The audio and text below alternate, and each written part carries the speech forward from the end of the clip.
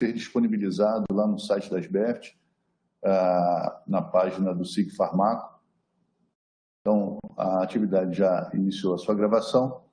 Eu inicio agradecendo a presença de todos, em particular a presença e a contribuição da professora Alexandra Aco e da professora Juliana, que está hoje como a nossa palestrante, e a professora Juliana Aco como a moderadora da atividade de hoje. Então, bom dia a todos, bem-vindos mais uma vez a uma atividade do SIG Farmaco.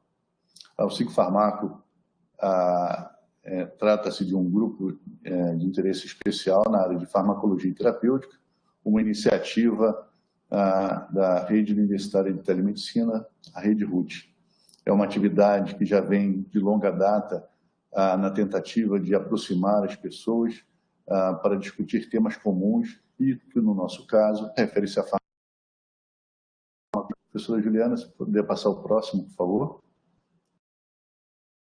Bom, a nossa atividade começou lá em 2018 e, desde então, nós conseguimos expandir e agregar mais e mais instituições. Nesse mapa aqui, então, a gente pode ver que, na atualidade, nós contamos com a participação de 54 instituições fisicamente identificadas no nosso SIG Farmaco, e como a atividade de hoje, na atualidade, vem sendo por web conference, nós também temos muito mais participantes do que instituições cadastradas.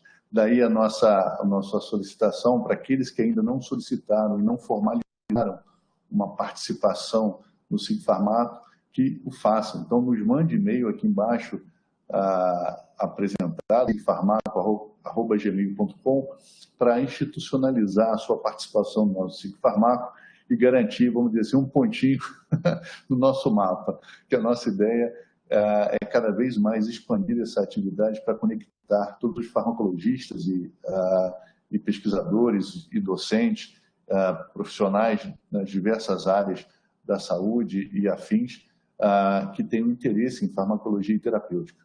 Então, a nossa ideia é ter esse espaço para mais divulgar a participação de todos os interessados. Nós temos duas marcações em vermelho e azul. As marcações em vermelho referem-se àquelas instituições que originalmente nos foram registradas como participantes físicos, onde cada hospital universitário possui uma sala da Rede RUT, e essas salas identificadas com esse horário de 9 às 10h30, foram originalmente se mostraram participantes.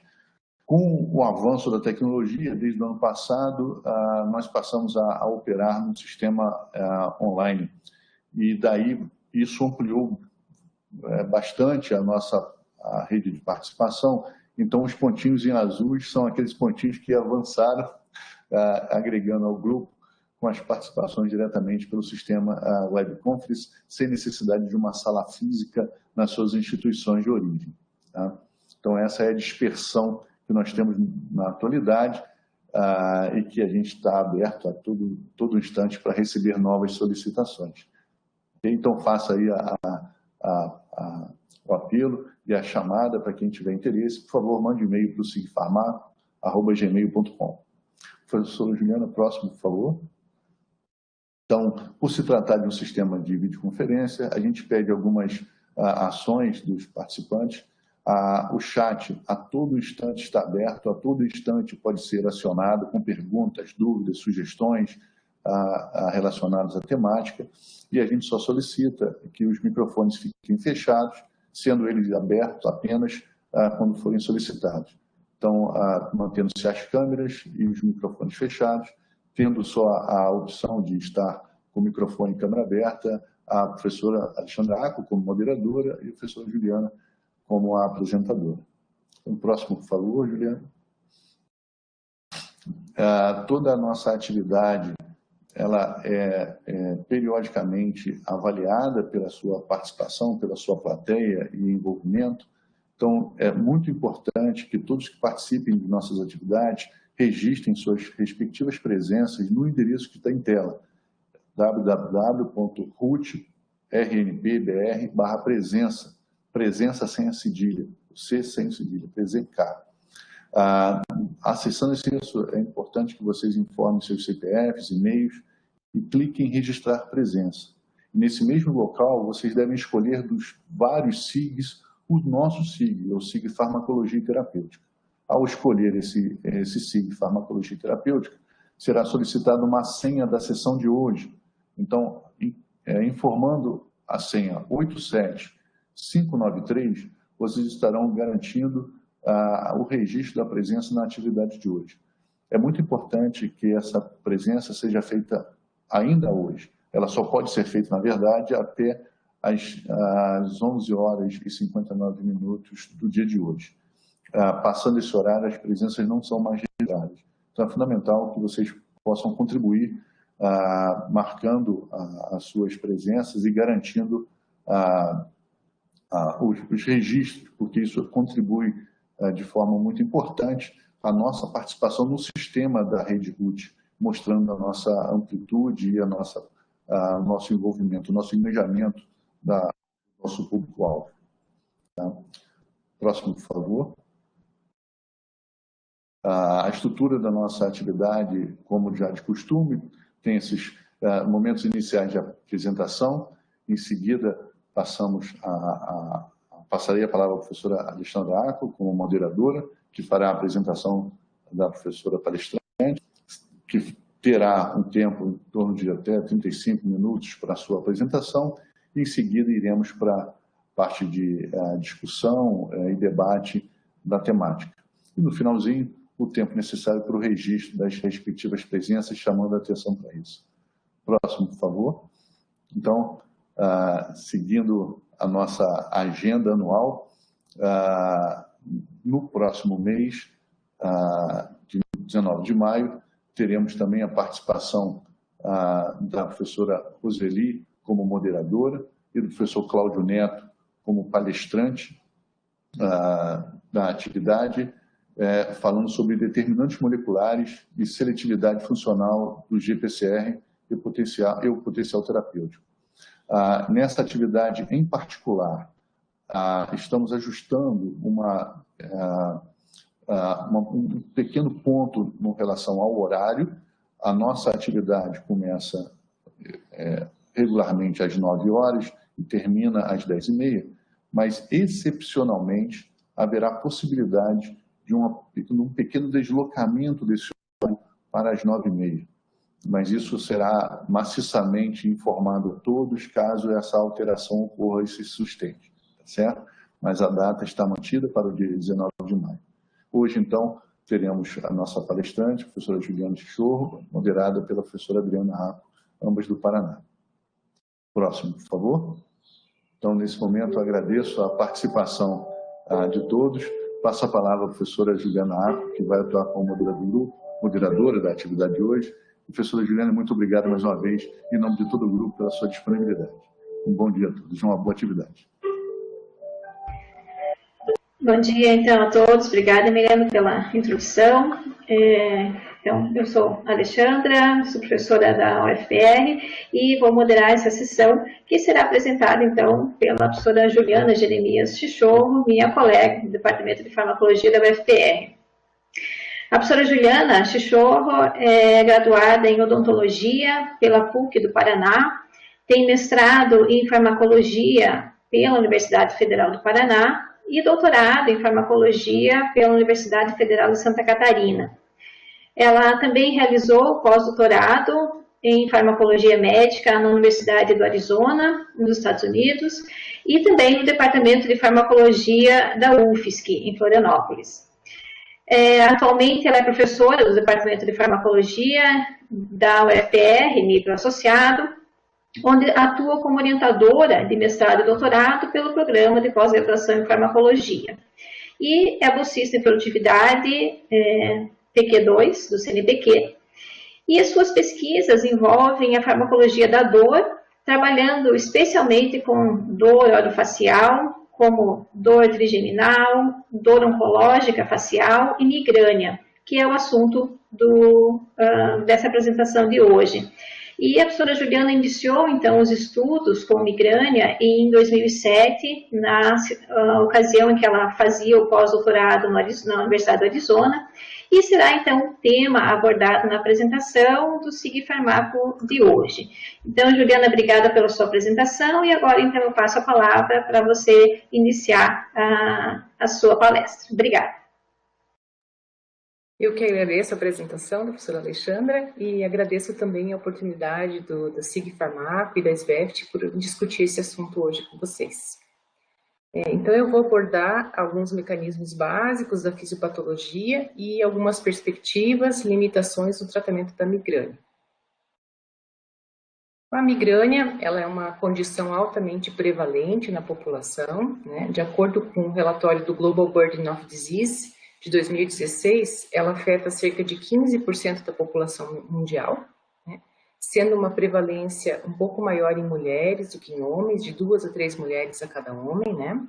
Essa prevalência também se repete no Brasil, cerca de 15% da população brasileira sofre de migrânia. E, curiosamente, o Brasil é um dos países que foi apontado nesse relatório com maior incidência de um outro tipo de dor de cabeça, que é a cefaleia do tipo tensional, né, que é o tipo de dor de cabeça primária mais prevalente na população. Entretanto, a migrânia ou enxaqueca, ela é muito mais incapacitante do que a cefaleia do tipo tensional, por vários fatores.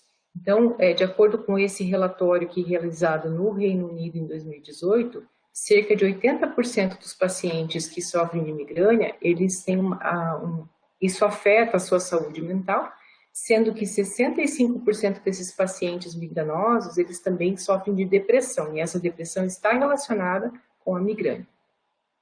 Um outro fator bastante incapacitante da migrânia é a faixa etária com que ele atinge as pessoas, né? Então, nesse outro gráfico, nós podemos observar a maior prevalência em mulheres, e essa prevalência ocorre maior, afeta principalmente mulheres de 15 até 50 anos, então na sua fase da vida mais produtiva, né? No relatório de 2019 do Global Burden of Disease, né, quando foi avaliado mulheres nessa faixa etária de 15 até 50 anos, a migrânia foi elencada como causa número 1 de dias perdidos com incapacidade, né? Então mostrando o caráter bastante incapacitante da migrânia ou enxaqueca.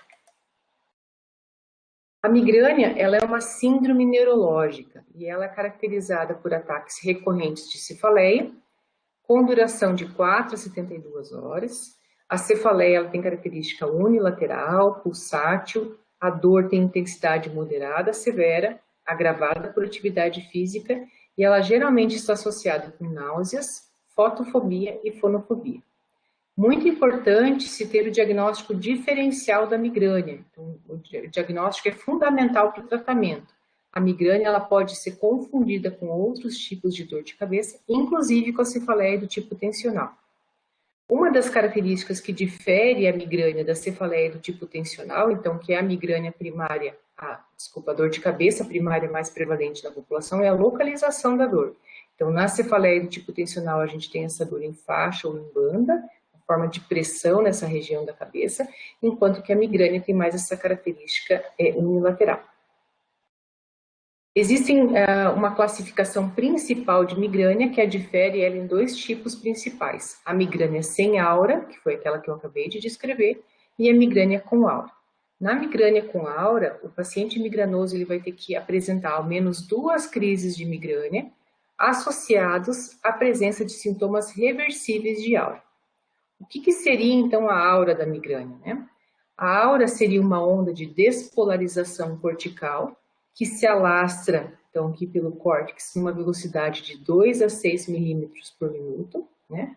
E essa essa despolarização, essa excitação cortical, como representado aqui, ela é seguida por uma inibição cortical que dura cerca de 30 minutos. Então, essa despolarização ou depressão cortical alastrante, como é chamada, ela está associada com a aura da migrânia.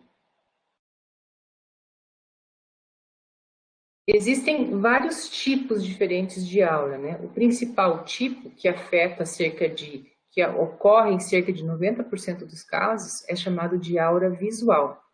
O que seria a aura visual? Uma área de visão preservada, associada com uma área que está a visão alterada, seja ela com escotomas, pontos pretos, né, pontos cintilantes, espectros de fortificação, então essas áreas em zigue-zague, né?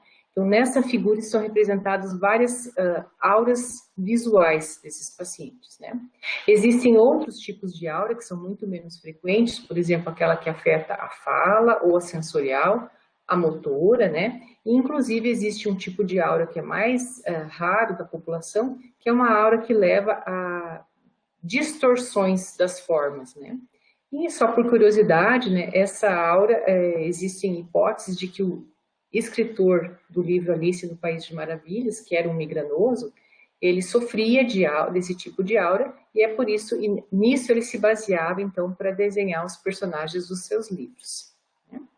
Bom, qual que é a implicação principal de se ter um diagnóstico de migrânia com aura?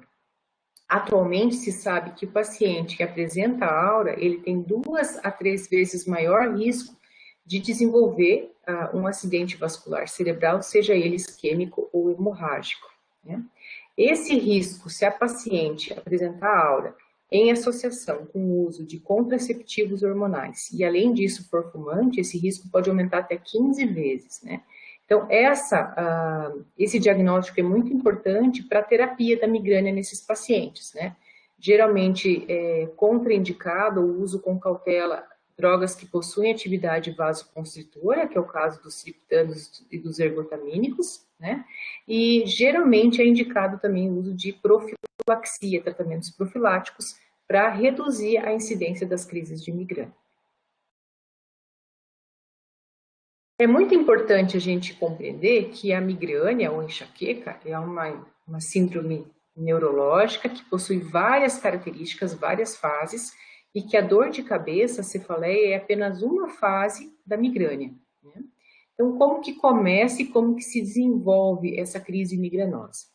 Então, o início se dá num paciente que ele tem uma predisposição à migrânia, seja ela genética ou não. Então, vários fatores podem contribuir para essa predisposição.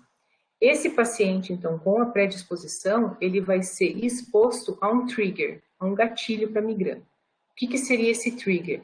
É um fator, seja ele endógeno ou exógeno, que aumenta a probabilidade de uma crise migranosa. O principal trigger reconhecido atualmente é o estresse, né? Mas existem vários outros já descritos e bastante aceitos na literatura, como, por exemplo, jejuns prolongados, a privação do sono, alguns tipos de alimentos, né? Alguns tipos de odores. Então, tudo isso serve como triggers para migrânia. Nessa situação, então, com essa combinação de fatores, o paciente que tem a predisposição, ele pode iniciar uma crise migranosa, né? Iniciando, então, pela chamada fase premonitória. A fase premonitória não acontece em todos os pacientes e ela é caracterizada, então, por craves, por exemplo, desejos por alguns alimentos, bocejos recorrentes, retenção de líquidos e percepção alterada. Essa fase premonitória, ela pode começar até 3 dias antes da cefaleia associada à migrânia, ou algumas horas antes, né? O paciente que tem a fase premonitória, ele vai então prever o início de uma crise migranosa, ele vai esperar já que venha a cefaleia associada à migrânia. Em 1/3 dos pacientes, essa fase premonitória ela é seguida pela fase de aura, então que principalmente é caracterizada por aquelas alterações visuais que eu já discuti. A fase de aura, ela costuma durar de 5 até 60 minutos, né? E logo em seguida ocorre a fase de cefaleia. Pode ocorrer ainda uma interposição entre a fase de aura e a fase de cefaleia. A fase de cefaleia, então, ela dura de 4 a 72 horas, ela pode ser acompanhada por náusea, vômito, fotofobia, fonofobia, dificuldade de concentração, e ela limita bastante as atividades do paciente. Então, ela é considerada a fase mais incapacitante da migrânia. Após a fase de cefaleia, então, que, né, a principal característica é a dor de intensidade moderada a intensa, segue a fase de recuperação. A fase de recuperação ela pode persistir por até 48 horas e ela é considerada uma fase de ressaca da migrânia, caracterizada por anorexia, cansaço e diurese aumentada. Após o término dessas 4 fases, que nem todas estão necessariamente presentes ou evidentes em todos os pacientes migranosos, né? O paciente vai entrar em um intervalo livre da crise migranosa, que é esse período interictal. Dependendo do intervalo que ele tem entre as crises de migrânia, então se ele tiver cefaleia menos de 14 dias por mês, a migrânia ela é considerada episódica. Agora, se ele apresentar cefaleia mais de 15 dias por mês, essa migrânia é considerada uma migrânia crônica. É muito importante que existem vários mecanismos diferentes, estruturas cerebrais diferentes e mediadores também, né, variados em cada uma dessas fases da migrânia. Por exemplo, na fase premonitória, ela é atualmente considerada associada com uma disfunção hipotalâmica. No entanto, hoje a gente vai falar mais sobre a fase de cefaleia da migrânia. A cefaleia na migrânia, ela é considerada decorrente da ativação de aferentes trigeminais, provenientes principalmente do ramo V1 do nervo trigêmeo. Então, o ramo V1, oftálmico, ele vai prover inervação tanto para vasos sanguíneos cerebrais, como para a cultura máter, né? Esses aferentes periféricos, quando ativados, eles vão liberar peptídeos vasoativos, que vão causar, então, uma inflamação neurogênica local, uma vasodilatação, né? Ativar os aferentes trigeminais, que vão, então, levar essa informação primeiramente para o gânglio do trigêmeo, onde estão os corpos celulares das fibras aferentes primárias trigeminais. Como é uma fibra pseudonipolar, essa informação vai seguir adiante, né? Fazendo a primeira sinapse assim, no complexo sensorial trigeminal, especialmente subnúcleo caudalis, vai se comunicar com fibras de projeção que vão levar essa informação até o tálamo. A partir do tálamo, essa informação vai ser distribuída para diferentes áreas corticais que estão envolvidas não só na dor associada à migrânia, então na fase de cefaleia, mas também em outros sintomas, como por exemplo a fotofobia e a fonofobia. Dentre os mediadores que são liberados, então, pela ativação dos aferentes trigeminais, o que tem recebido mais destaque nos últimos anos é o CGRP, peptídeo relacionado ao gene da calcitonina. O CGRP ele foi caracterizado no início da década de 80 e logo em seguida foi observado que ele era um potente vasodilatador que estava extremamente expresso no sistema trigeminal. Uma demonstração muito importante do CGRP na migrânia foi feito no início da década de 90, quando se observou que pacientes migranosos, eles tinham uma alta concentração no sangue jugular durante a crise de migrânia, isso em pacientes sem aura, quanto em pacientes com aura. Quando esses pacientes eram tratados com triptano, sumatriptano, que é um dos principais tratamentos abortivos para uma crise de migrânia, né? Também desenvolvidos na mesma década como drogas seletivas antimigrânia, os níveis de CGRP eles eram normalizados. Né? Então, isso demonstrou uma participação importante do CGRP na crise migranosa, né?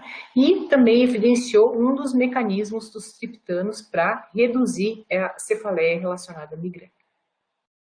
A história do CGRP é uma história que teve uma interação muito importante entre a pesquisa básica e a pesquisa clínica, e uma história de sucesso também, porque em 2018 ela culminou na aprovação de vários tratamentos, terapias anti-CGRP, né, que estão introduzidas na clínica com uma alta eficácia e segurança para o tratamento das crises migranosas.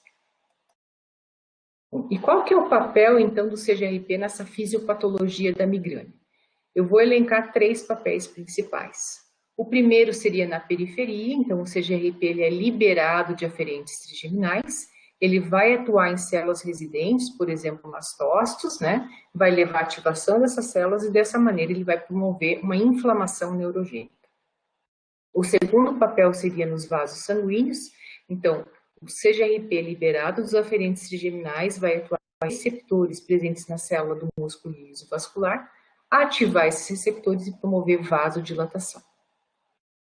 A nível de primeira sinapse, então no subnúcleo caudalis, o CGRP ele vai ser liberado de aferentes trigeminais, então a terminação central desses aferentes, vai atuar em receptores na célula pós-sináptica e vai facilitar então a passagem da informação de dor da periferia para o tálamo, que é aquela estação de distribuição da informação das estruturas corticais. Essa figura ilustra a distribuição do CGRP no sistema trigêmeo vascular. E o que a gente pode perceber, então, é que o CGRP está expresso, que está em azul, né? Está expresso ao longo de toda a fibra primária trigeminal, no gânglio do trigêmeo, né? E também nas terminações centrais dessas fibras.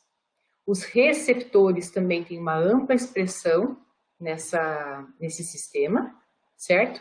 E eu gostaria de chamar a atenção que o receptor e o CGRP o peptídeo, eles ocupam uma distribuição diferente. Então, embora estejam na mesma estrutura, o sítio de expressão não é o mesmo.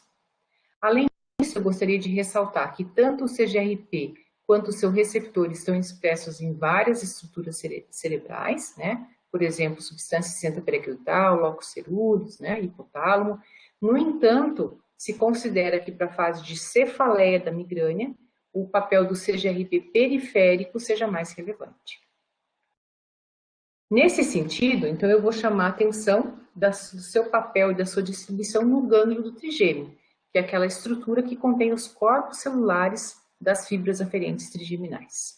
O gânglio do trigêmeo é uma estrutura desprovida de barreira hematocefálica, então de fácil acesso, por exemplo, para as drogas antimigrânia, né? E estima-se que cerca de 50% das células no gânglio trigeminal expressam ou CGRP ou seu receptor. Então, nessa belíssima imagem de imunohistoquímica aqui do professor Edvinson, a gente pode observar que fibras de pequeno diâmetro, corpos celulares de fibras de pequeno diâmetro, elas expressam CGRP, ele vai ser liberado após a ativação dessas células e ele vai atuar em receptores presentes em células satélites do gânglio do trigêmeo. Né? Já nessa outra representação esquemática publicada pelo grupo do professor Meslinger, a gente pode observar que células de pequeno diâmetro, então, liberam o CGRP, que vai atuar nessas células satélites da glia, aqui do gânglio trigêmeo, induzindo várias reações que vão ser muito importantes para manter a excitabilidade dessa via aferente nociceptiva trigeminal. Por exemplo, vai liberar óxido nítrico, o óxido nítrico vai ser importante para manter a liberação do CGRP constante nesse sistema. Vai liberar, por exemplo, o BDNF. O BDNF ele vai atuar através de fatores de transcrição, aumentando receptores P2X, P2Y, tanto na fibra aferente primária quanto nas células satélites da glia, né? E a ativação desses receptores polinérgicos vai levar, por exemplo, à liberação por essas células de citocinas, né? E as citocinas vão contribuir para manter a sensibilização dessa estrutura.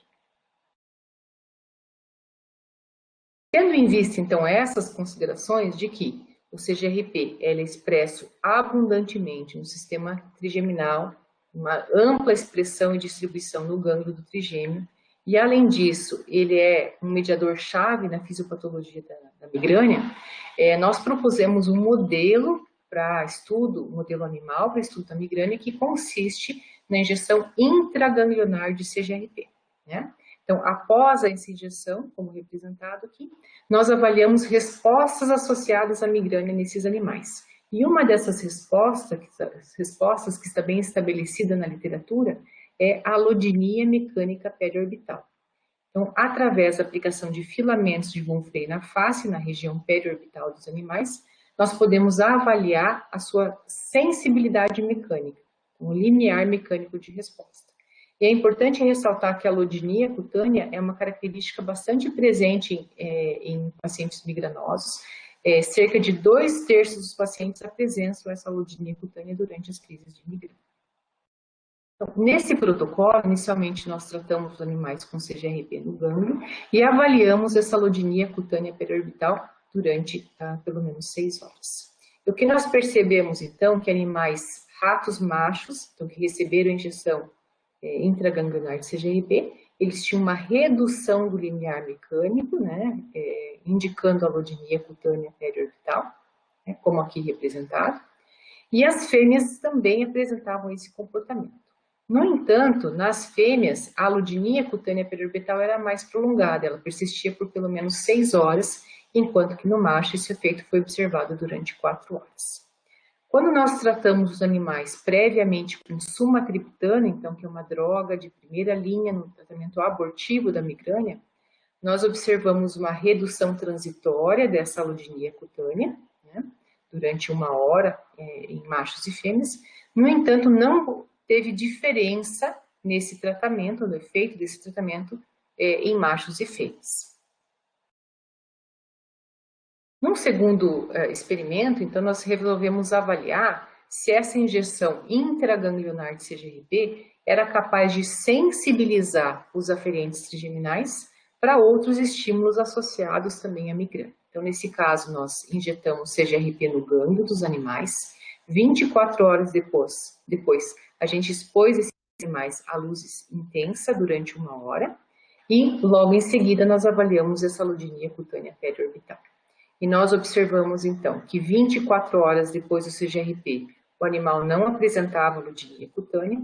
Entretanto, 1 hora depois da luz intensa, os ratos machos mostraram novamente essa redução do limiar mecânico. Nas fêmeas, esse efeito ele foi mais prolongado. Então, foi observado 1 hora após a exposição à luz e persistiu por pelo menos 4 horas após essa exposição. Então, novamente, as fêmeas mostraram um efeito, uma sensibilidade maior ao efeito induzido pelo CGRP. Num experimento posterior, então, nós resolvemos avaliar se os animais que recebiam essa injeção intraganglionar de CGRP apresentavam um comportamento do tipo ansioso. Então, nós fizemos isso avaliando eles 1 hora depois da injeção no Elevated Plus Mace. E nós observamos, então, que tanto os animais, os ratos machos, quanto as fêmeas, apresentavam uma redução no número de entradas nos braços abertos, assim como uma redução no tempo de permanência dos braços abertos, indicando, então, um comportamento do tipo ansioso induzido pelo CGRP. Eu acho que ficou bem claro na representação do professor Meslinger que existe uma ampla relação do CGRP com as células satélites da glia no gânglio trigeminal. Então, nós quisemos examinar essa relação e, para isso, nós pré-tratamos os animais com 2 inibidores não seletivos da glia, né, aminociclina ou propentofilina, então, administrados no gânglio trigêmeo, 30 minutos antes da administração também intraganglionar de CGRP. E depois disso, nós avaliamos a allodynia cutânea por 6 horas. Então, nós podemos observar nessas 2 figuras de cima que o tratamento com a aminociclina ou com a propentofilina no gânglio foi capaz de inibir transitoriamente as respostas induzidas pelo CGRP nos animais machos. No entanto, não houve efeito desses tratamentos nas fêmeas pré-tratadas com aminociclina ou propentofilina. Isso pode ser observado também nesses gráficos de área sobre a curva, né? Então, os animais machos tiveram uma redução da allodynia cutânea, mas isso não foi observado nas fêmeas. Esse resultado, então, ele sugere que existe uma dicotomia sexual nos efeitos, principalmente na allodynia mecânica induzida pelo CGRP. Então, como conclusão, né, nós apresentamos nesse trabalho uma proposta de um novo modelo para estudo na migrânia, e como vantagens desse modelo animal em comparação àqueles que já estão apresentados na literatura, nós temos o emprego do CGRP como estímulo, né? O CGRP injetado no gânglio do trigêmeo, então, que é considerado uma estrutura bastante importante na fisiopatologia da migrânia, na ação das drogas antimigrânia, né? E isso difere de vários outros modelos que utilizam a injeção de mediadores inflamatórios, uma combinação desses mediadores, ou mesmo citocinas na dura mater, ou mesmo estimulação elétrica da dura mater, porque o CGRP teria um papel mais, digamos, fisiológico do que essa combinação de mediadores inflamatórios ou a estimulação elétrica. Além disso, esse modelo ele permite avaliar múltiplas respostas associadas à migrânia, como alodinia cutânea, fotossensibilidade e comportamento tipo ansioso, né? E, por fim, ele apresenta características relevantes no estudo da condição, como, por exemplo, uma maior sensibilidade das fêmeas, né? E uma dicotomia sexual nos efeitos do CGRP. E isso corrobora evidências pré-clínicas e clínicas em outros estudos que avaliam, então, a migrânia. Na segunda parte da minha fala, eu gostaria de abordar um pouquinho o tratamento farmacológico da migrânia, os seus avanços, né, e as suas limitações. Então, o tratamento da migrânia, pode ser dividido, né, em tratamento abortivo, que é basicamente feito através do uso de ANES, triptanos, ergotamínicos e gepants, e o tratamento profilático, que utiliza várias drogas de classes farmacológicas diferentes, como antidepressivos, anticonvulsivantes, beta-bloqueadores, e mais recentemente, anticorpos anti-CGRP. Então, nessa figura é possível observar uma representação dessa terapia com anticorpos. Existem alguns deles que são direcionados contra o receptor do CGRP, enquanto outros vão neutralizar o próprio peptídeo. Então, essa terapia é feita dessa maneira, normalmente utilizada como tratamento profilático. Bom, esse tratamento profilático, embora esteja revolucionando, né, a clínica da migrânia, ele ainda tem um acesso limitado, né, por vários fatores, especialmente o custo do tratamento. Portanto, a maneira mais frequente, mais comum de se tratar a migrânia ainda é o tratamento abortivo. E o principal problema relacionado ao tratamento abortivo é o abuso da medicação. Então, pacientes migranosos, aqueles principalmente que têm crises frequentes de migrânia, acabam utilizando muito medicamento antimigrânia, né? E abuso é considerado o uso desses medicamentos abortivos 2 ou 3 vezes por semana, ou mais de 10 a 15 dias por mês, dependendo da classe farmacológica. Esse uso abusivo, ele pode resultar num outro tipo de cefaleia, que é classificada clinicamente como Medication Overuse Headache. Então, cefaleia por abuso de medicação, que é caracterizada por cefaleia em mais de 15 dias por mês, que se desenvolve em consequência do uso regular de medicamentos para migrânia. E atualmente, essa cefaleia por abuso de medicação, ela afeta 3 a 5% da população. O grupo do professor Porreca, então, no ano de 2010, ele publicou 2 trabalhos caracterizando um modelo de Medication Overuse Headache. Eu não vou ter tempo para mostrar todos os resultados, né, desses trabalhos, né, que eu tive a oportunidade de participar, né. Eu deixo aqui as referências aqui para quem tiver interesse de explorar melhor, mas vou mostrar alguns dados que vão me ajudar da sequência da apresentação. Então, nesses estudos, o que nós demonstramos foi que quando você fazia uma infusão ou injeções repetidas de tratamentos antimigrânia, eles levavam uma sensibilização persistente desses aferentes trigeminais. Então, nesse protocolo, que está exemplificado com o sumatriptano, ele foi administrado através do implante de mini-bombas osmóticas, na dose de 0,6 mg por quilo, durante 6 dias, né, ao dia durante 6 dias, e nós observamos, então, que essa infusão de sumatriptano, ela causava uma alodinia cutânea na região periorbital, que persistia durante o período da infusão, mas que também era observada até 2 semanas após o término da infusão, né? Então, indicando uma sensibilização persistente induzida pelo sumatriptano. Além de induzir essa sensibilidade mecânica na região periorbital, também induzia uma sensibilidade mecânica na pata dos animais, então a alodinia na pata dos animais que persistia por até 2 semanas. Quando a gente expunha esses animais, previamente sensibilizados com sumatriptano, a outros migraine triggers, então triggers conhecidos para desencadear uma crise migranosa, como por exemplo, a luz intensa ou um doador de óxido nítrico, que é o que está representado nessas figuras. Então, nós observamos o quê? Que 20 dias após, quando o animal tinha se recuperado da allodynia cutânea, ela era reativada pela exposição desses animais ao doador de óxido nítrico, tanto na região periorbital quanto na pata dos animais. Nós observamos também que essa allodynia persistente, essa sensibilização persistente induzida por sumatriptano, ela envolvia vários mecanismos que eram dependentes de CGRP, e eu vou mostrar um exemplo disso nessa figura, né?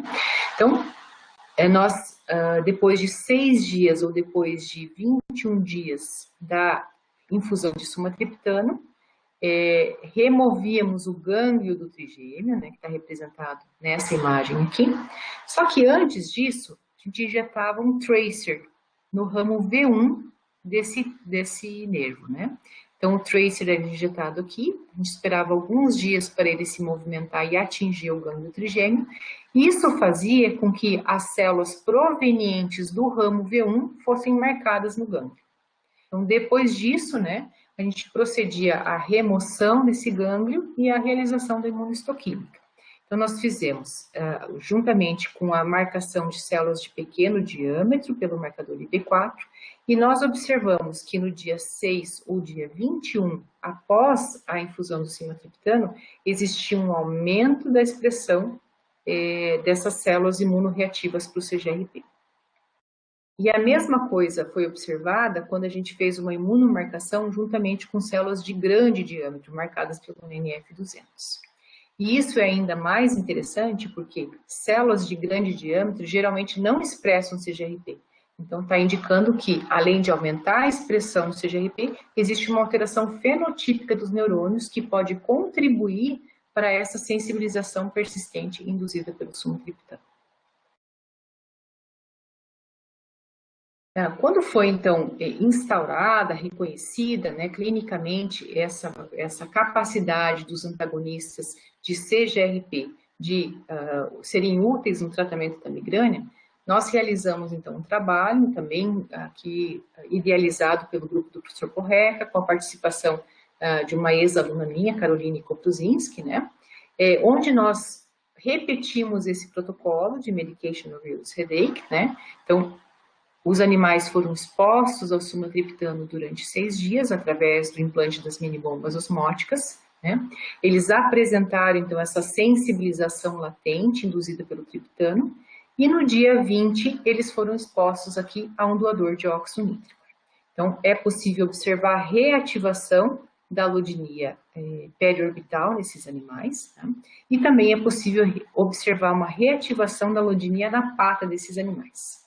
No entanto, dois grupos adicionais de animais receberam tratamento no dia 18, né, então um pouco antes da exposição ao novo trigger de migraine, com anticorpo anti-CGRP. E nós podemos observar, por esses dois símbolos fechados aqui, que o tratamento com o TEV na dose de 10 ou 30 miligramas por quilo, que é então esse anticorpo anti-CGRP, foi capaz de reduzir ou até mesmo bloquear a reativação da allodynia cutânea, que pode ser também observada nesse gráfico de área sobre a curva, né? Tanto a redução quanto o bloqueio da allodynia cutânea periorbital com o tratamento prévio com anticorpo anti-CGRP. O mesmo aconteceu, então, com a allodynia observada na pata dos animais. Um resultado bastante semelhante foi observado quando os animais eram expostos à luz intensa. Então, a reativação da allodynia cutânea na região periorbital, reativação da allodynia cutânea na pata dos animais. No entanto, o pré-tratamento com anticorpo anti-CGRP foi capaz de bloquear essa allodynia cutânea. Por fim, nós também observamos que os animais previamente expostos ao sumatriptano, quando expostos à luz intensa, né, eles tinham um aumento da concentração de CGRP no plasma. No entanto, que era significativo em relação aos controles, né? No entanto, no fluido cérebro-espinhal esse aumento não era significativo. Mais uma vez, reforçando, então, que o CGRP periférico parece contribuir mais para essas alterações relacionadas à migrânia do que o CGRP no sistema nervoso central. Então, os nossos resultados indicam, né, que nós estamos trabalhando com um modelo útil, para estudo de mecanismos associados a medication overuse headache. Mais recentemente, tem sido avaliado alternativas de tratamento para essa condição, né, através desse modelo. E é importante mencionar que o grupo do professor Porreca já demonstrou, através desse modelo, que várias drogas utilizadas na clínica são capazes de induzir essa sensibilização latente, como, por exemplo, a morfina, os canabinoides e até mesmo o paracetamol, né? Com relação a essa sensibilização latente induzida pelo triptano, os nossos resultados mostraram que mecanismos dependentes de CGRP contribuem para a sensibilização induzida pelos triptanos e que anticorpos monoclonais anti-CGRP podem representar uma estratégia no tratamento da medication overuse headache.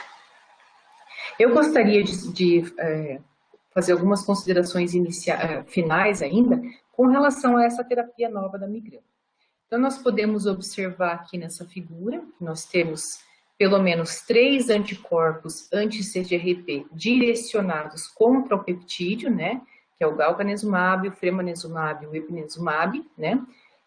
Nós utilizamos naquele trabalho de medication overuse headache um anticorpo que está disponível na clínica, que é o galcanezumab, inclusive aqui no Brasil aprovado pela Anvisa, né. Então, esses 2 estão aprovados no Brasil pela Anvisa. Além disso, nós temos um outro anticorpo, que é o erenumab, que na verdade foi o primeiro a receber aprovação tanto pelo FDA quanto pela Anvisa, então em 2018, que é um anticorpo que é contra o receptor de CGRP. Esses anticorpos, então, eles geralmente são utilizados para o tratamento profilático da migrânia, né? E existem evidências de que eles não causam essa medication overuse headache, né? E, inclusive, evidências pré-clínicas e clínicas que eles seriam uma boa opção de tratamento para essa condição, para essa cefaleia crônica por abuso de medicação. Então, isso mostra uma vantagem adicional dessa medicação.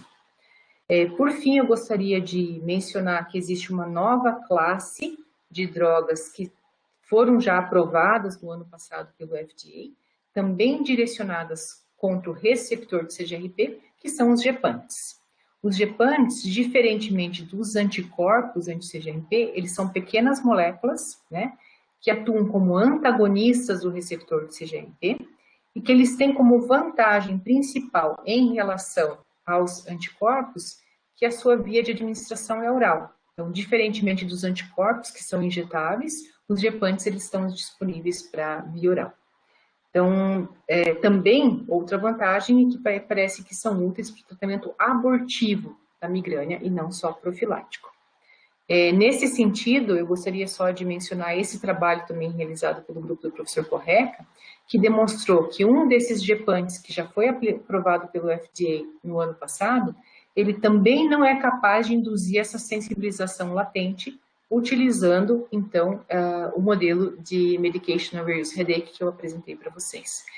Então, isso representa mais uma vantagem dessa terapia anti-CGRP que tem revolucionado o tratamento clínico dos pacientes que sofrem de migrânia.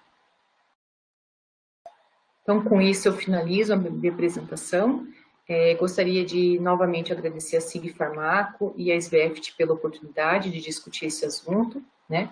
Agradeço imensamente ao professor Porreca, que, né, fez a minha iniciação na área da migrânia e a gente estabeleceu uma colaboração há bastante tempo, né, bastante produtiva, então agradeço imensamente a oportunidade que ele me dá e aos meus alunos.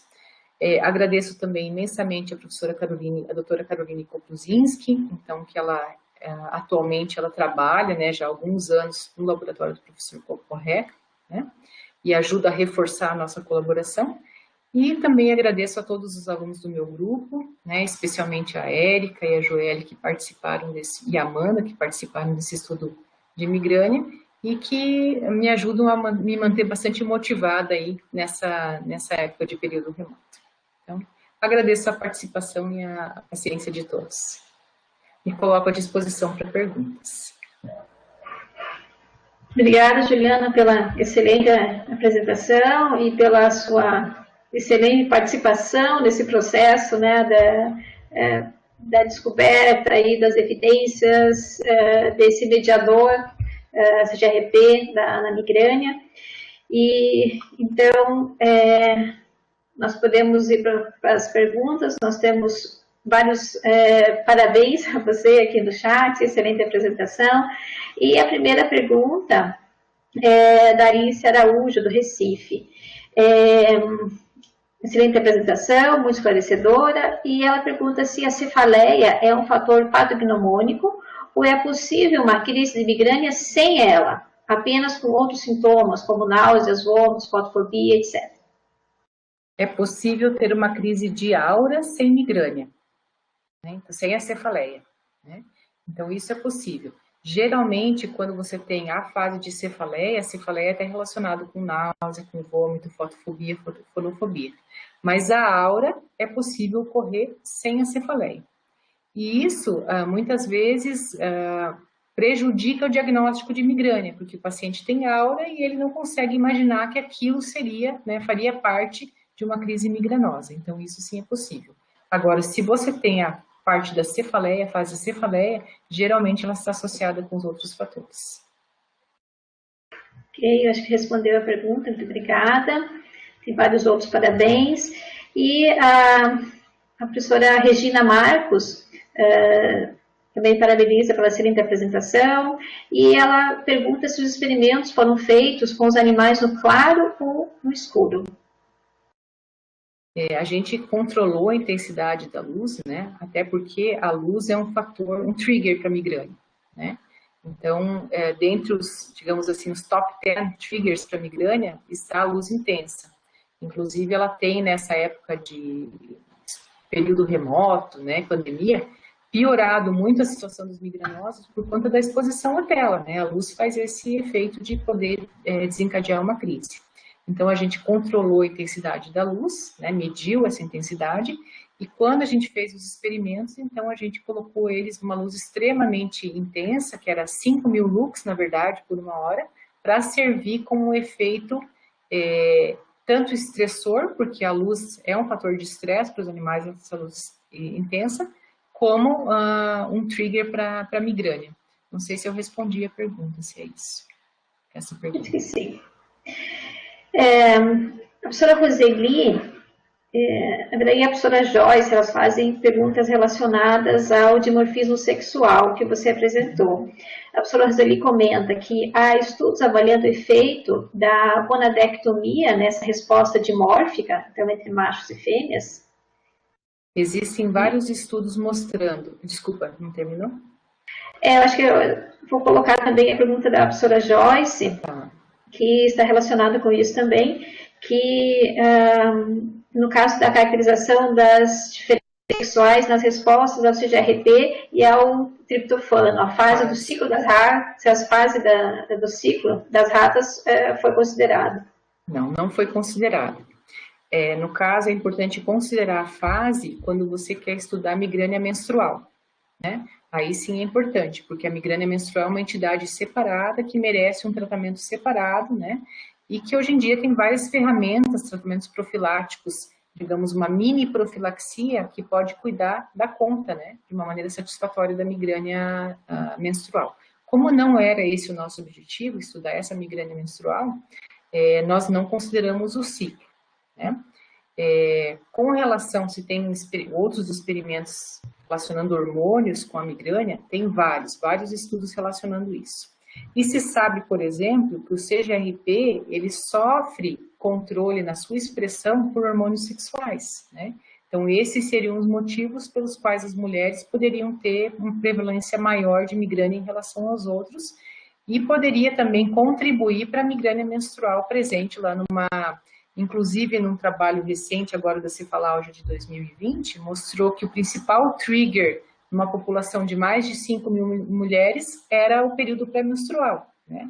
Então, mostrando a importância da regulação desses mediadores, o CGRP e mais recentemente a prolactina, né, que também tem um envolvimento grande na migrânia e está relacionada com essa dicotomia sexual, a importância da regulação deles por esses hormônios sexuais. Ok, obrigada. Tem uma pergunta que veio do streaming, do professor Herbert Arlindo Trebin. quais fármacos de uso corrente e ou crônico podem sensibilizar ou induzir a migrânia? No caso, seria uma medication overuse headache, né? Quais fármacos contribuem para isso? Então, assim, mesmo no documento da International Headache Society, que é o documento que classifica as migrânias, tem uma lista extensa de medicamentos que podem causar migrânia, né? Então, se aceita que atualmente qualquer analgésico de uso comum pode causar migrânia, então qualquer droga que você use para tratamento abortivo, seja ele um ANE, opioide, paracetamol, né? Dipirona, nós estamos interessados em estudar isso, né, para ver se causa essa medication overuse headache, mas a grande maioria dos medicamentos analgésicos está demonstrado, tanto na clínica quanto na pesquisa básica, que podem causar uma medication overuse headache. E os mecanismos diferem bastante, muitos deles ainda não estão esclarecidos, né? Então, a gente começou lá com o estudo do triptano, e o professor Borreca já tem outros estudos com canabinoide, com morfina, mostrando também que eles fazem essa sensibilização persistente dos aferentes trigeminais. E isso, com certeza, esse fenômeno ele é subnotificado, a gente não sabe, por exemplo, no Brasil, quantas pessoas sofrem disso, né? Mas como os medicamentos analgésicos comuns podem causar isso, a gente acredita que tem uma incidência bem grande na população, inclusive no Brasil. Pegando o gancho, Juliana, dessa fala das terapias, você mostrou no começo da apresentação a diferença, né, de pacientes que têm aura e que não têm, né? Então, os dois tipos, né, de migrânia com e sem aura. A terapia difere nesses dois casos? Então, no paciente que apresenta migrânia com aura, é muito importante avaliar o paciente e ver se é necessário, geralmente é necessário indicar o tratamento profilático, porque como ele tem esse risco cardiovascular aumentado, né, então o objetivo é diminuir a frequência das crises, para diminuir o risco cardiovascular desse paciente. Então, é uma indicação para profilaxia. A outra situação seria utilizar vasoconstritores, né? Então, se você usa triptanos, que a gente sabe que induzem vasoconstrição, se a gente usa ergotamínicos, que também induzem vasoconstrição, eles vão ter um risco maior para o paciente que tem doença cardiovascular, né? Esse risco cardiovascular aumentado. Então, muda, em algumas situações muda. Mas, principalmente, é a profilaxia, né? Porque você quer que esse paciente tenha o menor número de crises possível para evitar uma consequência maior dessas crises, né? Nesse sentido, é bem interessante falar um pouquinho sobre as terapias anti-CGRP. Por quê? Porque a gente sabe que o CGRP tem um papel bem importante no sistema cardiovascular, né? Inclusive, ele é o vasodilatador mais potente conhecido. Então, um dos principais receios era, será que se eu bloqueasse o CGRP, eu iria poder utilizar essa terapia em pacientes com hipertensos, com problemas cardiovasculares prévios, né? E, por uma surpresa boa dos clínicos, eles já testaram nessa população de pacientes de risco e parece não oferecer nenhum risco cardiovascular aumentado. Então, é uma droga segura nesse sentido. Então, é mais uma vantagem em relação aos triptanos do uso dos CGRPs na clínica. Muito bom. A professora Roseli Godin faz mais uma pergunta, Juliana. Ela comenta, o CGRP também promove a contração da musculatura esquelética. De fato, a liberação desse CGRP do neurônio motor após estímulos de alta frequência. Pergunta, o CGRP estaria também envolvido na cefaleia tensional? Sim, provavelmente, né? Então, o CGRP, pela ampla distribuição e expressão dele no sistema trigeminal, ele agora está sendo estudado em várias outras condições, né? Não só na migrânia, mas dores neuropáticas, trigeminais, outros tipos de dor de cabeça. E como a cefaleia do tipo tensional, a característica da dor dela é diferente, os triggers são diferentes, né? A incidência, a faixa etária, ela é diferente, né? No entanto, ela também envolve a ativação dos aferentes trigeminais. E quando eles são ativados, e também pela musculatura esquelética, né, que não é o principal trigger, apesar do nome da cefaleia do tipo tensional, vai ter participação desse mediador. Então, assim, já estão sendo avaliados estudos, né, para avaliar o papel desses antagonistas na cefaleia do tipo tensional. que muitas vezes, se o paciente tiver uma frequência muito grande de crises, precisa também de tratamento profilático, né? Para tentar reduzir a frequência e a severidade das crises. Adicionalmente, Juliana, a professora Tereza pergunta, gostaria de saber sobre os efeitos colaterais dos gepantes e dos anticorpos citados. Então, assim, os gepantes, na verdade, eles foram desenvolvidos até mesmo um pouco antes dos anticorpos monoclonais anti-CGRP. No entanto, era uma guerra, uma competição, quem iria chegar antes na clínica, né? No entanto, o trabalho clínico com os gepantes, ele teve que ser interrompido porque começou a aparecer hepatotoxicidade. Então, isso causou um retardo, um atraso muito grande no estudo dos gepantes. Foi observado, então, né, com essa suspensão e com a análise dos dados, que, na verdade, essa hepatotoxicidade estava mais relacionada com um metabólito, associado com alguns gepantes. Então, formava no metabolismo um metabólito hepatotóxico. E não era uma característica da classe dos gepantes. Então, isso fez eles perderem a corrida de quem chegaria na clínica primeiro, né? Eles foram paralisados por um tempo. Mostrou que ele tinha um perfil de segurança agora, que essa hepatotoxicidade não era comum a todos eles. E aqueles que são seguros, então, eles foram aprovados no ano passado nos Estados Unidos, né? São 3 gepantes aprovados, né? Não se tem ainda estudo a longo prazo deles, né? Mas se acredita que os gepantes vão ter o mesmo perfil de segurança que os anticorpos monoclonais. Até os anticorpos monoclonais, a preocupação com a segurança deles é um pouco maior, porque eles têm um efeito mais prolongado, né? Os anticorpos monoclonais, eles são utilizados por via injetável, geralmente uma vez por mês, ou até um espaço maior, dependendo da dosagem que é utilizada, né? Então, eles vão bloquear esse CGRP por bastante tempo no organismo, e a gente sabe que o CGRP tem inúmeras funções fisiológicas, né?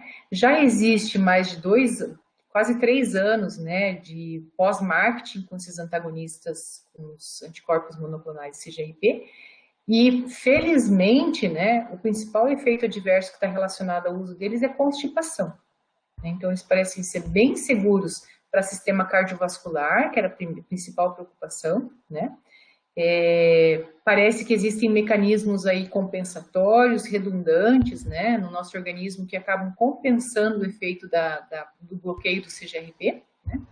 E o que está sendo mais reportado, que mais incomoda os pacientes, é essa constipação, que está associada, né, com o efeito fisiológico do CGRP no nosso sistema gastrointestinal, né?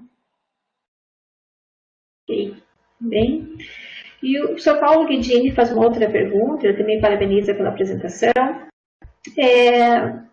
Pergunta se tem marcadores genéticos associados com a incidência da migrânia. E no tratamento, tem estudos que fazem essa associação de polimorfismo com a resposta terapêutica na migrânia? Então, assim, com certeza a migrânia tem um fator genético, né? Se a gente considerar uma criança migranosa, se ela tiver um dos pais que tem migrânia, ela tem 50% de chance de ter migrânia também. Se os dois pais, se o pai e a mãe tiverem migrânia, ela tem 75% de chance de ter migrânia também. Então, com certeza tem um fator genético. Na migrânia, ela é classificada de vários tipos, é claro que eu não trouxe essas informações, né?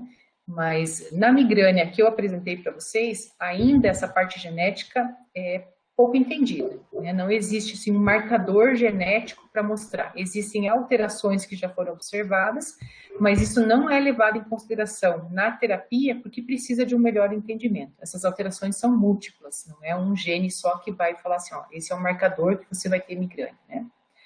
No entanto, existe um tipo de migrânia, né, que é chamada de migrânia hemiplégica, que aí sim é uma migrânia genética, caracterizada por alterações em genes.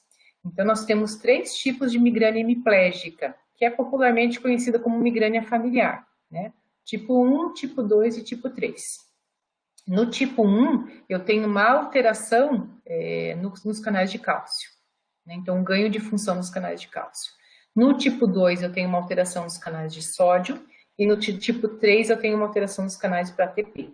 Aí sim, então é bem caracterizada essa alteração genética, né, que vai levar, então, essa forma de migrânia hemiplégica, cuja principal característica que difere ela da outra migrânia é que ela tem aura motora.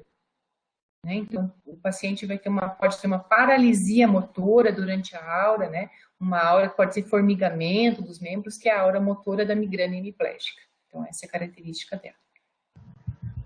Bem.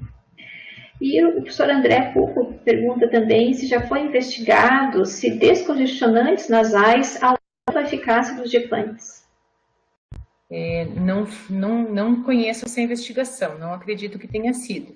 No entanto, né, em alguns países, existem alguns triptanos que são por via nasal, né, que é uma terapia para migrânia.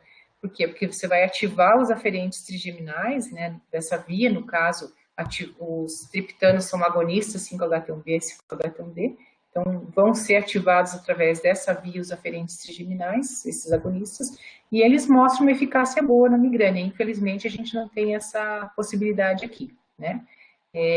Existem outras drogas que estão sendo avaliadas também por via intranasal para o tratamento da emergência, né, o tratamento abortivo da migrânia.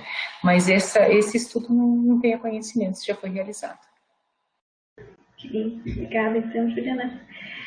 A professora Roseli Godinho comenta que você falou rapidamente da participação do sistema purinérgico na migrânia.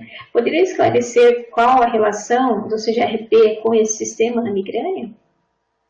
Sim, então esse sistema está relacionado principalmente com a expressão dos receptores purinérgicos nas células satélites da glia, né? Então, quando tem aquela ativação que eu mostrei para vocês no gânglio do trigêmeo, o CGRP, ele ativa o receptor presente na célula satélite glial, né? Ocorre a liberação do BDNF, que é o fator neurotrófico derivado da glia. Esse BDNF, então, ele ativa, através do receptor dele, a via do CREB de transcrição gênica, e as células satélites gliais começam a expressar esses receptores purinérgicos, né? Quando elas começam a expressar mais esses receptores purinérgicos, elas são ativadas pelo ATP e elas vão levar à liberação de citocinas pró-inflamatórias.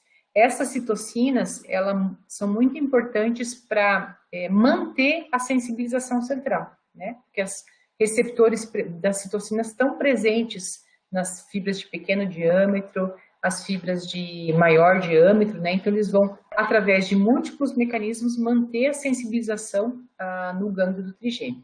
Tá? Então, é muito importante para essa conversa entre o CGRP e a célula satélite glial, né? Ativação desse mecanismo.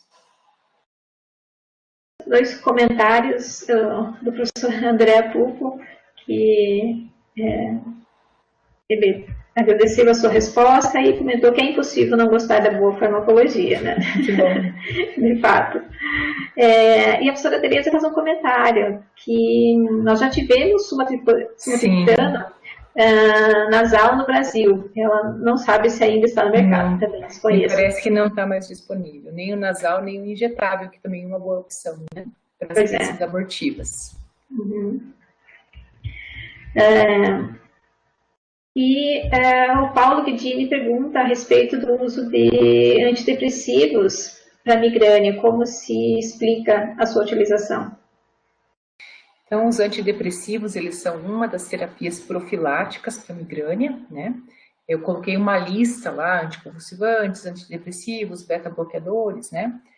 Importante falar quando que essa terapia profilática ela é indicada. Então, assim, geralmente nos guidelines, se você tem mais de 3 crises migranosas por mês, já é indicada uma profilaxia, mesmo que você tenha migrânia sem aura. Por quê? Porque vocês viram que as crises duram vários dias, né? E são extremamente incapacitantes. Então, assim, a migrânia ela é considerada uma das principais causas de perda ao trabalho, porque o paciente ele não consegue, diferente da cefaleia do tipo tensional, o paciente consegue ir trabalhar tendo cefaleia do tipo tensional. Agora, se ele tem migrânia, ela é considerada incapacitante. Você não consegue realizar as suas atividades diárias, né? Atrapalha convívio social, atrapalha convívio familiar, né? Então, quando você tem mais de 3 crises por mês, já é indicado o tratamento profilático. Bom, tem vários mecanismos para esses tratamentos profiláticos e muitos deles ainda não estão esclarecidos, né? Então, com relação aos antidepressivos, se sabe que eles conseguem reduzir a excitabilidade cortical. Então, nesse caso, a gente tem que lembrar lá do CSD, a depressão cortical alastrante. Se você tem o CSD, que é um fenômeno relacionado à aura da migrânia, o próprio CSD, ele é um trigger para migrânia. Então, hoje em dia, se aceita que essa depressão cortical alastrante, ela consegue ativar os aferentes trigeminais, né? Então, tanto antidepressivos, beta-bloqueadores, anticonvulsivantes, parece que eles conseguem inibir essa excitabilidade cortical. Então, eles vão diminuir a probabilidade de uma nova crise de migrânia, né? Na migrânia também, o paciente migranoso, especialmente crônico, né, que tem migrânia há bastante tempo, né, o que acontece? Ele vai ter uma redução naquelas vias descendentes de controle da dor, né? Então, aquele sistema inibitório endógeno da dor, ele está reduzido, tá? Então, isso já foi demonstrado, inclusive, em pacientes. Quando a gente utiliza os antidepressivos tricíclicos, né, que tem como alvo serotonina, noradrenalina, a gente acaba fornecendo, né, mediadores que são muito importantes para ativar esse sistema de controle endógeno da dor, né? Então, a gente reforça essa perda que o paciente teve nesse freio endógeno da dor que a gente teve. Então, é um dos mecanismos propostos também para o tricíclico. E o tricíclico, ele também é indicado, por exemplo, na profilaxia da cefaleia do tipo tensional, que também está associado a essa perda de mecanismo endógeno da dor, tá? E tem, claro, vários outros mecanismos e nem tudo está elucidado nessa área dos preventivos, né? Não se sabe como eles funcionam exatamente. O professor André Cuco faz um comentário nesse sentido. Os tricíclicos e sua dezena de alvos farmacológicos. Exatamente, né? É difícil explicar os tricíclicos. Inclusive, eu mostrei ali os mastócitos, né? Que são importantes no início, na inflamação neurogênica, lá na migrânia. Se sabe que tricíclico também atua em mastócito. Se sabe que tricíclico também é capaz de bloquear canais de sódio, né? Então, é difícil a gente explicar o que ele está fazendo e o que é mais importante para o seu efeito analgésico na migrânia, que tem dezenas de alvos farmacológicos. E dos anticonvulsivantes, Juliana, também imagino que alguns mais específicos, né? O que mais se indica? Bom, com aura, sem aura, se há uma diferença também? Sim. Anticonvulsivante, muito importante o topiramato, né? O topiramato é considerado primeira linha no tratamento para migrânia, né? A vantagem do topiramato, o topiramato é um anticonvulsivante bastante inespecífico, ele atua em múltiplos alvos, né? E já foi demonstrado vários mecanismos que ele pode contribuir na migrânia. Inclusive, ele consegue bloquear a propagação da depressão cortical alastrante, porque ele consegue bloquear canais de cálcio, né? Então, com isso, a gente não tem o CSD. Então, ele seria importante como profilaxia, tanto na migrânia com aura, quanto na migrânia sem aura, que é uma das poucas drogas que conseguem inibir essa aura da migrânia, né? Porque não tem um tratamento específico, quero tratar a aura da migrânia, né? Então, nesse caso, o topiramato ele é bem interessante. Uma outra vantagem é que o topiramato ele consegue ser utilizado na profilaxia da migrânia em doses mais baixas do que como anticonvulsivante. Então, ele apresenta efeitos adversos, no entanto, com menor intensidade, né, desses efeitos adversos, menor frequência dos efeitos adversos. Mas, de novo, é uma droga extremamente suja, então ele vai ter múltiplos alvos, canais de sódio, canais de cálcio, ele vai reduzir a excitabilidade neuronal nessa primeira sinapse da fibra aferente primária com a fibra de segunda ordem. Reduzindo a excitabilidade, ele vai reduzir a neurotransmissão, né? Tá? Então, múltiplos mecanismos, mas é considerado fármaco de primeira linha no tratamento profilático, né? E como a migrânia ela é mais incidente em mulheres, muitas vezes mulheres na faixa etária lá de 30, 40 anos, o topiramato ele tem um potencial para reduzir a ansiedade, né? E muitas vezes isso está relacionado com o trigger da migrânia, né? E ele também causa muitas vezes a perda de peso. Então, algumas pacientes elas gostam de usar o topiramato por esses outros motivos, se sentem menos ansiosas e às vezes ajuda a controlar o peso nessa faixa etária, 30, 40, 50 anos, né? Então tem algumas vantagens do tratamento. Bom, falando em alvos, tirando mais uma pergunta da professora Roseli, nesse sentido, embora os receptores de CGRP sejam acoplados à proteína G, eles dependem da interação com proteínas acessórias, as chamadas RAMPs. Tem algum estudo avaliando a participação dessas proteínas na sinalização da migrânia? Adorei essa pergunta. Tem muitos estudos, né? Então, assim, o CGRP é um receptor acoplado à proteína G, mas para o seu bom funcionamento ele precisa estar associado a RAMP1, né? A tipo 1. Então, assim, tem vários estudos mostrando, por exemplo, que às vezes eu não encontro uma expressão alterada do CGRP, mas eu encontro em fêmeas uma expressão alterada da RAMP1. Né? Então, essa proteína parece ser fundamental. Tá? O que é importante? O CGRP, ele atua principalmente, que é chamado de receptor canônico dele, né, o clássico, que é o Calcitonin-like receptor, chamado de CLR. Então, ele tem alta afinidade por esse receptor, né? Que é, então, receptor acoplado à proteína G associada a RAMP1. No entanto, nessa família, existe um outro receptor, que é o CR, receptor de calcitonina, né? Que, na verdade, ele foi considerado um ligante para a amilina, que também é um peptídeo da família do CGRP. Quando esse calcitonin receptor, o CR, ele está associado com a RAMP1, ele também é alvo para o CGRP. Então, quer dizer, hoje em dia se sabe que o CGRP ele tem afinidade igual, né? Tanto pelo CLR, que é a via clássica de ativação dele, quanto pelo CR, que é o receptor de calcitonina, né? Que foi considerado anteriormente como receptor para a amilina. E o que acontece? Normalmente nos trabalhos, sempre estava se buscando ver onde estava a expressão sempre do CLR, ou da RAMP1, né? Agora está se tentando evidenciar o receptor da amilina, onde que ele está presente? Porque não se sabe nem se o CGRP liga nele para produzir os seus efeitos na migrânia, e nem se as drogas anti-migrânia têm a capacidade de bloquear esse receptor, que o CGRP tem uma afinidade semelhante, né? Então, o que está se buscando agora é ver onde está esse receptor da amilina. E, curiosamente, ele está amplamente expresso no sistema trigeminal, né?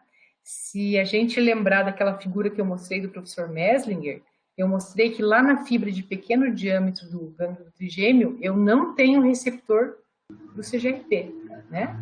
Então, em várias estruturas que liberam o CGRP, não expressa o seu receptor, mas as fibras de pequeno diâmetro, por exemplo, expressam o receptor da amilina. Então, seria uma possibilidade para o CGRP estar ativando quase todos os tipos celulares, se ele tiver essa capacidade e se isso fizer parte do papel dele na fisiopatologia da migrânia. Inclusive, quando a gente pensa em, como que eu estou bloqueando uma droga que tem um efeito cardiovascular tão importante e eu não tenho efeitos adversos cardiovasculares, né? Então, uma das hipóteses é justamente essa redundância que o CGRP tem com outros mediadores da família dele, a amilina, a adrenonedulina, a calcitonina, né? E essa promiscuidade que existe desses mediadores com os receptores da família. Então, pode ser que as ações dele sejam conservadas, porque quando eu bloqueio ele, outros peptídeos da família atuam através de outros receptores e acabam compensando a falta do CGRP.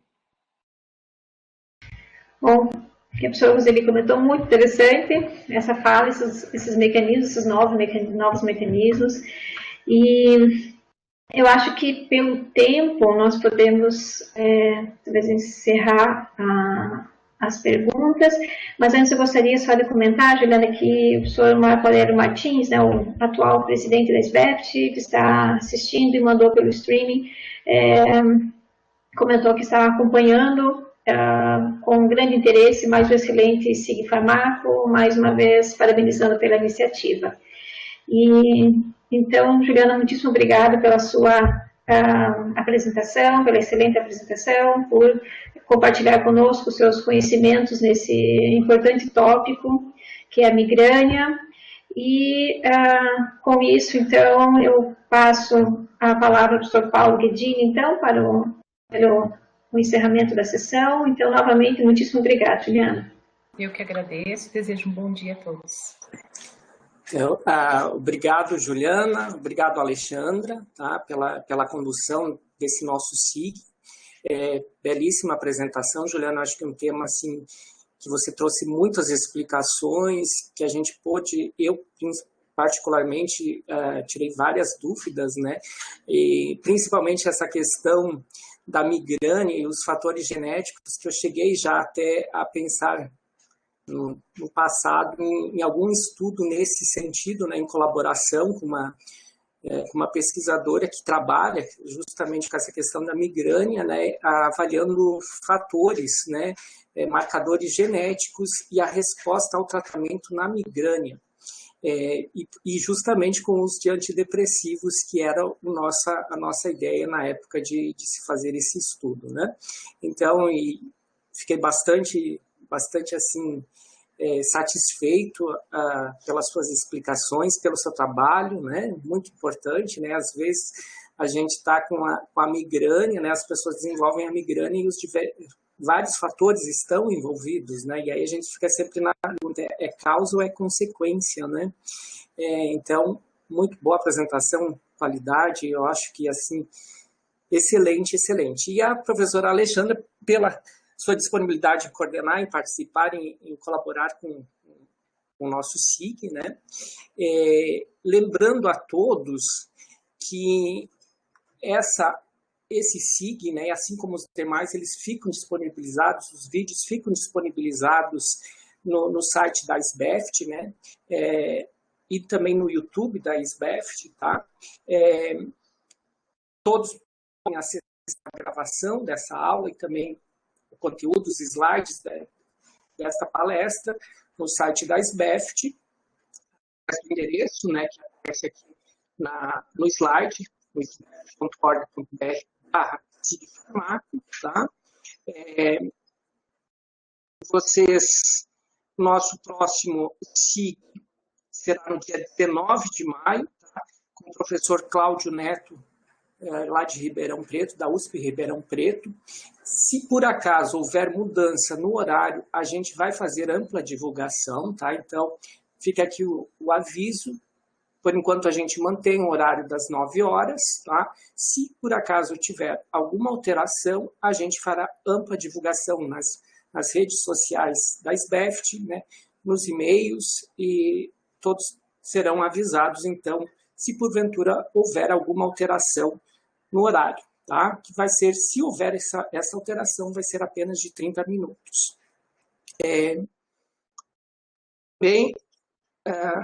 Reforçar o aviso a todos vocês, né, para que façam registro das suas presenças, né, que é muito importante para a gente ter esse controle para avaliação do nosso SIG, né, acessando o site rut.rnp.br/presença, sem o cedilha, né, selecionando SIG Farmacologia e Terapêutica e utilizando a senha da sessão de hoje, 87593. Agradecemos a presença de todos vocês, a participação, e nos encontramos na nossa próxima reunião, na nossa próxima palestra, no nosso próximo encontro, digamos assim, né, no mês de maio. Um abraço a todos e até a próxima.